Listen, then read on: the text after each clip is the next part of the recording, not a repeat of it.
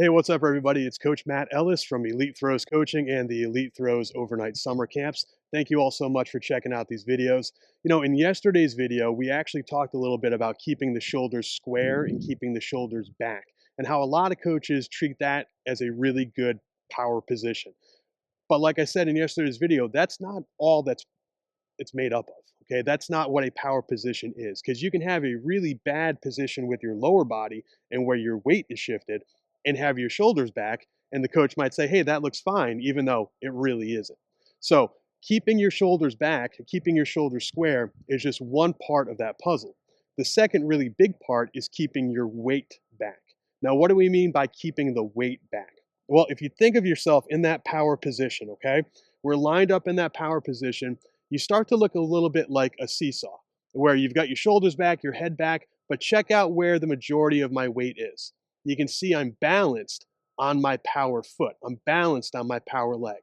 I barely have any weight on this blocking foot, my left leg. Okay, so if all of my weight is able to be balanced, that means that my weight is back. Also, a good way of thinking of this is that the shot is back. Okay, so the shot is up against my neck. You can't see it, but it's up on the other side of my neck. If I were to drop the shot, where's it going to go? It's going to fall on the other side of my leg. Now, in turn, if I have my weight shifted and I don't have enough weight on this power leg, I don't have my weight back, and I were to drop the shot, where's it going to land? It's going to land right on top of my leg. That's not what we want. So we need to have our weight back. I need to have all of my weight almost equally balanced on my power leg, on my right leg. And like I spoke about yesterday, keeping your weight back is not all there is to it either. So yes, we need to keep our weight back, but we also have to keep our shoulders back and our shoulders square, along with our non-throwing arm back as well. Now we have as much weight possible behind that power leg, as much weight possible in the back half of that circle.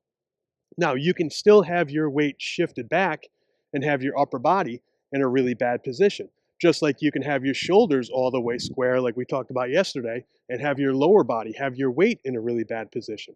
So you see this all the time where you have athletes that have their weight back. So all their weight is back. They're balanced on that power leg. The shot is back behind their power leg, but when that blocking foot, my left foot, touches down in the front of the circle, they're already wide open. They've already turned their shoulders. So it comes down to timing. Timing's something we're going to talk about in a future video. But with timing, you have to have all of your weight back. You have to have your head back, chest back, left arm back, shoulder square when that left foot touches down in that power position. As soon as the left foot touches down, that's when you can start to open up. That's when you can start to go through that throwing motion. But that has to happen first. So just keep in mind, guys, there's two really big parts. It's not the only parts, but two of the biggest parts of getting in a good power position are keeping your weight back and keeping the shoulders square. Keeping the shoulders square does not mean you're in a good power position, and then keeping your weight back does not mean you're in a good power position. They both have to be there to make sure you're getting the most out of your throws.